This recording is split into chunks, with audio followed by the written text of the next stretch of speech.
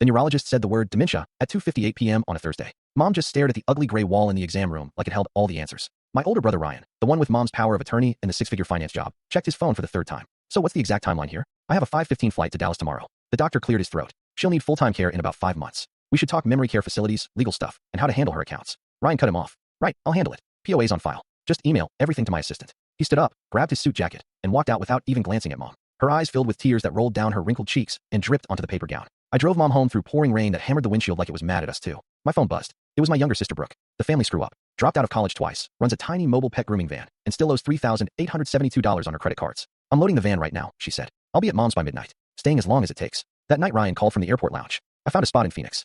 $5,450 a month. Way cheaper than anything here in Denver. Mom won't remember the zip code anyway. I gripped the steering wheel. Ryan, we're in Denver. Phoenix is 900 miles away. He laughed once. That's the point. Efficient. Brooke showed up with 2 duffel bags and a printer box full of papers. She had printed guides on sundowning, medication charts, and a big photo album she called Mom's People. She spent the first night labeling every cabinet in big black letters so Mom wouldn't get lost looking for a coffee mug. The house smelled like lavender soap and the faint burnt toast Mom kept making when she forgot the toaster. Brooke slept on the couch the first week, waking up every time Mom wandered at 2 a.m. Ryan sent long emails about financial optimization and wire transferred $2,100 exactly once a month that he never visited. Not once. 3 months later, on June 14th at 1:47 a.m., Mom fell in the bathroom. I heard the crash and ran in. Her hip was twisted wrong. I called Ryan first because of the POA. It rang 5 times. What? He snapped. Mom fell. I think her hip is broken. We're headed to the ER. He sighed loud enough for me to hear airport noise behind him. Okay, keep me posted. Text only. I have an 8 a.m. meeting with investors. Click. I called Brooke next. She answered on the first ring, voice already wide awake. I'm pulling on shoes. Meet you at St. Anthony's. At the hospital, the surgeon said Mom needed a full hip replacement. The anesthesia might speed up the dementia. Ryan texted one line.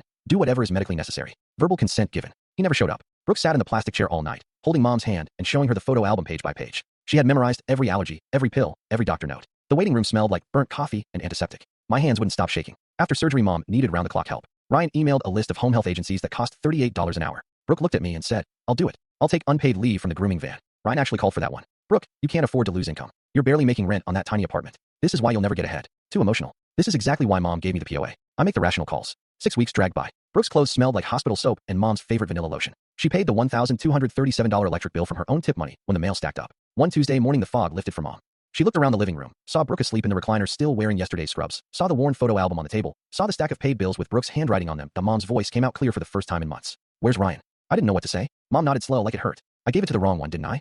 That afternoon, we got a lawyer on speakerphone while Mom was still sharp. She changed the power of attorney right there on the kitchen table. Brooke didn't ask for it. Mom insisted. 2 days later, the certified letter went out. Ryan called me screaming. I let him finish. Then I said the only sentence that mattered. Mom revoked your POA yesterday. It's with Brooke now. She doesn't want your money or your emails anymore. He never came back after that. In this city, a fancy title and a piece of paper mean more than showing up at 2 a.m., but Mom finally had the kid who actually showed up. And that turned out to be the only power that mattered.